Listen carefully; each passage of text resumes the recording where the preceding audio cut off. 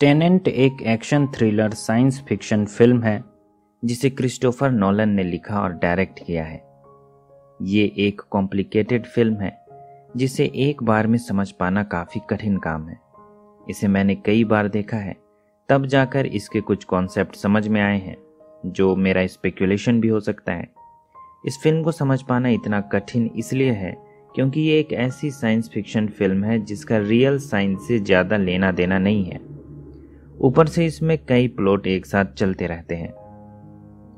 Tenant हमें 2010 में आई film Inception की याद दिलाता है, क्योंकि इस फिल्म में भी खूब सारा सूडो साइंस इस्तेमाल किया गया था। हम इसकी तुलना 2014 में आई फिल्म इंटरस्टेलर से नहीं कर सकते हैं, क्योंकि इस फिल्म की कहानी के पीछे कम से कम फिजिक्स की कोई ना कोई रियल थ्योरी एग्जिस्ट करती थी। लेकिन टेनेंट में साइंस भी फिक्शनल है। ये फिल्म असल में फिक्शनल साइंस फिक्शन है। फ्रेंड्स, यहाँ मैं फिल्म के उन कुछ मेन कॉन्सेप्ट्स को रिवील करने की कोशिश करूंगा जिससे कि इस फिल्म को समझने में आपको कोई दिक्कत ना आए। उम्मीद करता हूँ कि आपको मेरा ये प्रयास पसंद आएगा। अगर वीडियो पसंद आता है तो इसे लाइक कीजिए, शेयर कीजिए और चैनल को सब्सक्राइब कीजिए। साथ ही साथ बेल आइकन भी दबाइए। दोस्तों, सबसे पहले हमें एक बात समझनी होगी कि टेनेंट फिल्म में जो भी कहानी चल रही है उसके पीछे असल कारण क्या है। तो फ्रेंड्स, फिल्म जिस टाइम फ्रेम में चल रही है वो असल में पास्ट है। ये वो समय है जो बीत चुका है। भविष्य में अर्थ रहने लायक नहीं बचा है। अर्थ तबाह हो चुकी है। अर्थ पोल्यूशन की वजह से रहने लायक नहीं बचा है। अब जो लोग भविष्य में हैं उनके पास एक अद्भुत टेक्नोलॉजी है जो किसी भी लिविंग या नॉन लिविंग थिंग की एंट्रोपी को इन्वर्स कर सकती है। अब ये इन्वर्ट करने वाली टेक्नोलॉजी क्या है, इस पर हम थोड़ी देर में बात करेंगे। अभी हमें समझना होगा कि फ्यूचर में जो लोग सरवाइव कर चुके हैं वे पास्ट में इस टेक्नोलॉजी की मदद से क्या करना चाहते हैं। तो फ्रेंड्स, फ्यूचर में जो भी सर्वाइवर बचे हैं वे पास्ट को बदलना चाहते हैं। वे अर्थ के एंट्रोपी को चेंज करके अर्थ को समय में वहां ले जाना चाहते हैं जहां अर्थ के अंदर क्लाइमेट चेंज की शुरुआत नहीं हुई थी। एक बार जब अर्थ उस टाइम फ्रेम में चला जाएगा तो फ्यूचर के लोग उस टाइम पीरियड में वापस आकर नए सिरे से अर्थ की शुरुआत करेंगे। अब सवाल उठता है कि अगर फ्यूचर जनरेशन के पास टाइम मशीन ऑलरेडी है तो वे सिंपली टाइम मशीन के जरिए समय में पीछे क्यों नहीं चले जाते हैं जहां क्लाइमेट चेंज की शुरुआत नहीं हुई थी। तो दोस्तों, फ्यूचर जनरेशन ऐसा इसलिए नहीं करती है क्योंकि अगर वे टाइम मशीन के जरिए पीछे जाएंगे और पास्ट में कोई चेंज करेंगे तो एक नई रियलिटी पैदा होगी और मल्टीवर्स में नए अर्थ का जन्म होगा, जबकि ओरिजिनल अर्थ अपने पुराने टाइम फ्रेम में बना रहेगा। उसमें कोई चेंज नहीं हुआ होगा, यानी ओरिजिनल अर्थ तबाह ही रहेगा। लेकिन अगर वे अर्थ को रिवर्स कर दें तो अर्थ समय में पीछे की ओर चलने लगेगा, अर्थ रिवर्स होने लगेगा और सब कुछ ठीक हो जाएगा। लेकिन इस दौरान अर्थ में जो लोग पास्ट में रह रहे हैं उनका अस्तित्व भी मिट जाएगा। पास्ट जो कि हमारा प्रेजेंट है, इसके खत्म हो जाने से फ्यूचर के लोग, जिसे मैं यहाँ फ्यूचर जनरेशन कहूँगा, उन्हें इस बात की कोई परवाह नहीं है।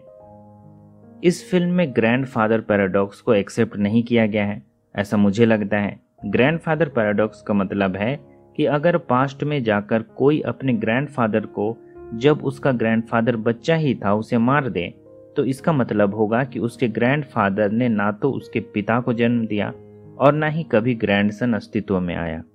अगर ग्रैंडसन पैदा ही नहीं हुआ तो कैसे उसने अपने ग्रैंडफादर की हत्या कर दी। ये एक टाइम ट्रैवलिंग पैराडॉक्स है। इस फिल्म में ग्रैंडफादर पैराडॉक्स को खारिज कर दिया गया है क्योंकि पास्ट में सभी के खत्म हो जाने के बावजूद भी फ्यूचर में रह रहे लोगों का अस्तित्व बचा हुआ है। यानी पास्ट में चेंज कर भी दिया जाता है तब भी फ्यूचर में कोई बदलाव नहीं होगा। असल में ये लड़ाई फ्यूचर और पास्ट के बीच में है, जैसा कि फिल्म में प्रिया सिंह बतलाती है। उसका किरदार डिम्पल कबाड़िया ने निभाया है, जो फिल्म में मुंबई की एक आर्म्स डीलर है और जो टेनेंट ऑर्गेनाइजेशन की पुरानी मेंबर भी रह चुकी है। दोस्तों, यहाँ पर मल्टीवर्स के कॉन्सेप्ट के होने और ग्रैंडफादर पैराडॉक्स के ना होने की कल्पना करनी पड़ती है, क्योंकि बिना इस हाइपोथेसिस के इस फिल्म की कहानी को समझा नहीं जा सकता है। हो सकता है कि मेरा स्पेकुलेशन यहाँ पर गलत हो या फिर कहानी के कुछ इवेंट्स को ये सेटिस्फाई नहीं करता हो। अगर आपका स्पेकुलेशन मुझसे अलग है तो मुझे कमेंट करके बताएं। अब फिल्म में दूसरी चीज जो हमें समझनी होगी वो है इन्वर्सन, कि इन्वर्सन क्या है। तो फ्रेंड्स, इन्वर्सन वो टेक्नोलॉजी है जो किसी भी लिविंग या नॉन लिविंग थिंग की एंट्रोपी को चेंज कर देती है, और वैसी चीजें जो इन्वर्ट कर दी गई हैं वो समय में आगे जाने के बजाय पीछे जाने लगती हैं। जैसे किसी इन्वर्टेड बुलेट को उठाने के लिए प्रोटैगनिस्ट को ये सोचना पड़ता है कि वो उसे गिरा रहा है, तभी वो उसे पकड़ पाता है। मान लीजिए कि समय में हम पॉइंट ए से पॉइंट बी की तरफ जा रहे हैं। पॉइंट ए में किसी घटना की शुरुआत हुई है और उसका अंत पॉइंट बी में जाकर होगा।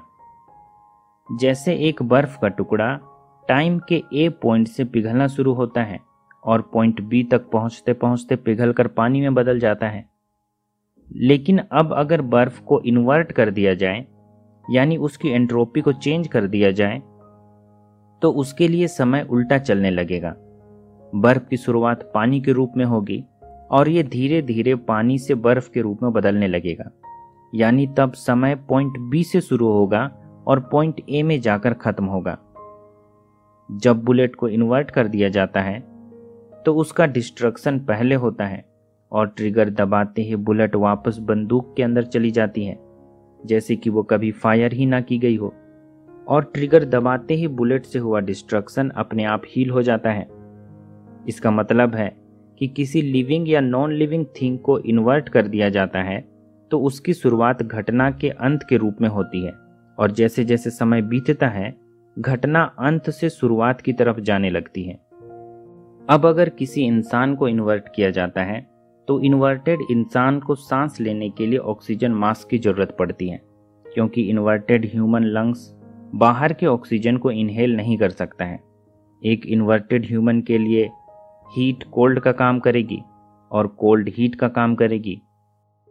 जब किसी चीज को इन्वर्ट किया जाता है तो इसे उसके फॉरवर्ड काउंटर पार्ट से डायरेक्ट फिजिकल कांटेक्ट नहीं होने देना चाहिए। अगर ऐसा होगा कि एक फॉरवर्ड चीज उसी के इन्वर्टेड रूप के संपर्क में आएगी तो इससे दोनों का विनाश हो जाएगा। ये विनाश कैसे होगा इसे फिल्म में नहीं बतलाया गया है। इसलिए जब फिल्म का प्रोटैगनिस्ट किसी टाइम फ्रेम में अपने ही फॉरवर्ड रूप से लड़ता है तो वो अपने इन्वर्टेड रूप में एक ऐसा सूट पहने होता है जिससे उसका स्किन अपने फॉरवर्ड रूप से टच ना हो पाए। अब हमें फिल्म में तीसरी चीज जो समझनी है वो है कि इन्वर्सन टर्नस्टाइल क्या होता है। इन्वर्सन टर्नस्टाइल एक मशीन है जो एक पोर्टल बनाती है जो किसी भी चीज का इन्वर्सन कर सकती है। इस मशीन को फ्यूचर जनरेशन ने पास्ट में एंड्री सेटोर को दिया है, जो इस फिल्म का एंटेगनिस्ट भी है। अब हमें फिल्म में चौथी चीज समझनी है कि एंड्री सेटोर को ही फ्यूचर जनरेशन ने क्यों चुना है और क्यों एंड्री सेटोर अपने बच्चे, पत्नी और पूरे अर्थ को रिवर्स करना चाहता है, जबकि ऐसा करने पर वे सब खत्म हो जाएंगे। तो फ्रेंड्स, एंड्री सेटोर का बचपन स्टाल्स्क 12 नाम के एक सीक्रेट सोवियत सिटी में बीता है, जहां वो प्लूटोनियम की खुदाई का काम करता था। एक दिन खुदाई के दौरान उसे इन्वर्टेड टेक्नोलॉजी का एक पीस मिलता है। इस इन्वर्सन टेक्नोलॉजी की खोज फ्यूचर के एक साइंटिस्ट ने की थी। उसने इसे पास्ट में जाकर छुपा दिया था, क्योंकि उस साइंटिस्ट को इस बात का एहसास हो गया था कि इस टेक्नोलॉजी का गलत इस्तेमाल किया जाएगा। उसने इस टेक्नोलॉजी के 9 टुकड़े किए और उसे पास्ट में अलग अलग जगहों पर जाकर छुपा दिया। जब सेटोर को वो टेक्नोलॉजी मिलती है तो फ्यूचर जनरेशन को इस बात का पता चल जाता है और वे सेटोर का इस्तेमाल करते हैं बाकी के इन्वर्सन टेक्नोलॉजी के पीसेस को खोजने के लिए। सेटोर एक रूथलेस आदमी है। उसका मानना है कि जो उसका नहीं हो सकता है वो किसी का नहीं हो सकता है। उसे पैंक्रियाटिक कैंसर भी है और वो जल्दी ही मरने वाला है। जब सेटोर इन्वर्सन टेक्नोलॉजी के सभी 9 पीसेस ढूंढ लेगा तो उसे इस टेक्नोलॉजी के सभी 9 टुकड़ों को एक तय एल्गोरिदम में सेट करना होगा। ऐसा करते ही अर्थ के आधे से ज्यादा हिस्से की एंट्रोपी इन्वर्स हो जाएगी। इसका मतलब होगा कि अर्थ के फॉरवर्ड एंट्रोपी के बजाय इन्वर्टेड एंट्रोपी ज्यादा ताकतवर हो जाएगी और ऐसा होते ही पूरा अर्थ इन्वर्ट हो जाएगा। और अर्थ में समय पीछे की ओर चलने लगेगा।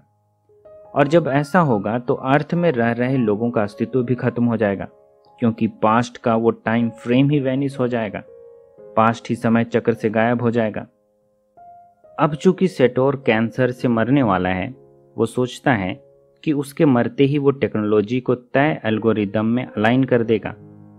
उसका मानना है कि अगर वो मर जाएगा तो दुनिया में हर किसी को मरना होगा। अब फिल्म में पांचवी चीज जो हमें समझनी होगी वो है कि एल्गोरिदम क्या है। तो फ्रेंड्स, एल्गोरिदम इन्वर्शन टेक्नोलॉजी का वो स्पेशल कंडीशन है जिसमें सभी 9 पीसेस एक दूसरे से इस तरह अलाइन किए जाते हैं जिससे कि इतनी एनर्जी पैदा होगी कि आधे से ज़्यादा अर्थ इन्वर्ट किया जा सकेगा। एक बार जब आधे से ज़्यादा अर्थ इन्वर्ट हो गया तो अपने आप बाकी का अर्थ भी इन्वर्ट हो जाएगा, क्योंकि तब इन्वर्टेड फोर्स फॉरवर्ड फोर्सेस से ज़्यादा ताकतवर हो जाएगी। अब छठी चीज़ जो हमें समझनी है वो है कि टेम्पोरल पिंसर मूवमेंट का क्या मतलब है। तो friends, temporal pincer movement combat की एक ऐसी तकनीक है जिसके अंदर किसी मिशन को कंप्लीट करने के लिए सेना की एक टुकड़ी को 2 हिस्सों में बांटा जाता है। एक टुकड़ी नॉर्मली फॉरवर्ड मूव करती है और एक दूसरी टुकड़ी इन्वर्टेड होती है जो समय में बैकवर्ड मूव करती है, जिससे कि दोनों टुकड़ी एक दूसरे से कॉम्बैट का एक्सपीरियंस और नॉलेज शेयर कर सकें। ये चीज़ें हमें फिल्म में आखिरी एक्शन सीन में देखने को मिलती हैं। रेड टीम इन्वर्टेड सोल्जर्स को दिखलाती है जबकि ब्लू टीम फॉरवर्ड सोल्जर्स को दिखलाती है। अब 7वीं चीज़ जो हमें समझनी है वो है कि टेनेंट का मतलब क्या है। तो फ्रेंड्स, जब आप टेनेंट को उल्टा पढ़ते हैं तब भी इसे टेनेंट ही पढ़ा जाता है। टेनेंट का मतलब है 10 मिनट का टाइम पीरियड जिसमें फॉरवर्ड सोल्जर्स जो फॉरवर्ड मूव कर रहे हैं, और 10 मिनट का इन्वर्टेड या बैकवर्ड मूवमेंट जिसमें इन्वर्टेड सोल्जर टाइम में बैकवर्डली मूव कर रहे हैं। फिल्म के आखिरी फाइट सीन में सिपाहियों की 2 टुकड़ी मिशन में जाती है जिसमें ब्लू टीम 10 मिनट के लिए फॉरवर्ड मूव करती है और रेड टीम 10 मिनट के लिए बैकवर्ड मूव करती है। असल में टेनेंट एक सीक्रेट ऑर्गेनाइजेशन है जो फ्यूचर जनरेशन से अर्थ को बचाने के लिए लड़ रही है। इस ऑर्गेनाइजेशन का गठन फ्यूचर में किसी समय किया गया है। अभी पास्ट में इसका कोई एग्जिस्टेंस नहीं है, लेकिन फ्यूचर से टेनेंट के लोग पास्ट में उसे बचाने के लिए आते रहते हैं। हालांकि इसके बारे में फिल्म में ज़्यादा कुछ नहीं बताया गया है। अब 8वीं चीज़ हमें समझनी चाहिए कि प्रोटैगनिस्ट कौन है। फिल्म के शुरुआत में बताया गया है कि प्रोटैगनिस्ट यानी फिल्म का लीड जॉन डेविड वाशिंगटन, जिसे फिल्म में प्रोटैगनिस्ट ही कहा गया है, वो एक CIA एजेंट है जिसे एक मिशन के दौरान पकड़ लिया गया था, लेकिन उसने टॉर्चर के बावजूद टीम के दूसरे किसी बंदे का नाम नहीं बतलाया और उसने सुसाइड पिल खा लिया जो कि शायद साइनाइड था। लेकिन वो मरता नहीं है क्योंकि पिल नकली होती है। बाद में उसे बचा लिया जाता है और टेनेंट नाम के ऑर्गेनाइजेशन में शामिल कर लिया जाता है। टेनेंट नाम के ऑर्गेनाइजेशन का अस्तित्व अभी पास्ट में नहीं है, ये ऑर्गेनाइजेशन फ्यूचर में बनने वाली है। असल में प्रोटैगनिस्ट ही वो आदमी है जो भविष्य में टेनेंट नाम के ऑर्गेनाइजेशन की नींव डालेगा। फिल्म में 9वीं चीज अब हमें समझनी होगी कि सेटोर की पत्नी कैट, जिसके बॉडी से इन्वर्टेड बुलेट आर पार निकल गई है, उसे कैसे बचाया जाता है। यहाँ एक चीज मैं बतला दूं कि इन्वर्टेड बुलेट से किसी को शूट नहीं किया जा सकता है। जब इन्वर्टेड गन का ट्रिगर दबाया जाता है तो बुलेट वापस गन में लौटती है। यहाँ असल में बंदूक में बुलेट को कैच किया जा रहा है। जब सेटोर कैट को इन्वर्टेड बुलेट के सामने ला देता है तो बुलेट बंदूक में वापस लौटने से पहले कैट के बॉडी से आर पार निकल जाती है। एक इन्वर्टेड बुलेट से घायल होने पर किसी भी व्यक्ति को उससे बचाना लगभग नामुमकिन होता है, क्योंकि व्यक्ति का शरीर ना सिर्फ बुलेट से जख्मी होता है बल्कि वो रेडिएशन का भी शिकार हो जाता है। कैट भी जब इन्वर्टेड बुलेट से जख्मी होती है तो उसके अंदर भी रेडिएशन तेजी से फैलने लगता है। इस रेडिएशन के इफेक्ट को उलटने के लिए प्रोटैगनिस्ट और नील, जिसका किरदार रॉबर्ट पैटिसन ने निभाया है, कैट को लेकर सेटोर के एक टेम्पोरल टर्नस्टाइल का इस्तेमाल करके खुद को इन्वर्ट करते हैं, जिससे कि कैट पर से रेडिएशन का इफेक्ट उलट जाए। इन्वर्ट करने पर इन्वर्टेड बुलेट का घाव नॉर्मल बुलेट का घाव बन जाता है, क्योंकि उस पर से रेडिएशन का इफेक्ट उलट गया है। अब वे एयरपोर्ट में बनाए गए एक फ्री पोर्ट में जाते हैं, जहां पर सेटोर ने एक और टेम्पोरल टर्नस्टाइल बनाकर रखा है। चिंता मत कीजिए, थोड़ी देर में बतलाऊंगा कि यह फ्री पोर्ट क्या है। वे इस फ्री पोर्ट का इस्तेमाल करके फिर से वापस कैट को फॉरवर्ड रियलिटी में ले आते हैं। अब कैट के घाव में से रेडिएशन का इफेक्ट खत्म हो चुका है, उसे बचाया जा सकता है। चलिए अब 10वीं चीज समझते हैं कि ये फ्री पोर्ट क्या है। तो फ्री पोर्ट एयरपोर्ट में बनाया गया वो इल्लीगल लोकेशन है जहां से इल्लीगल सामान बाहर से एयरपोर्ट में लाया और ले जाया जाता है। यहाँ पर किसी भी चीज की चेकिंग नहीं होती है। इल्लीगल पेंटिंग, गोल्ड, कुछ भी यहाँ पर लाया और ले जाया जा सकता है। सेटोर के पास जो गोल्ड आती है वो इसी इल्लीगल पोर्ट का इस्तेमाल करके लाई जाती है।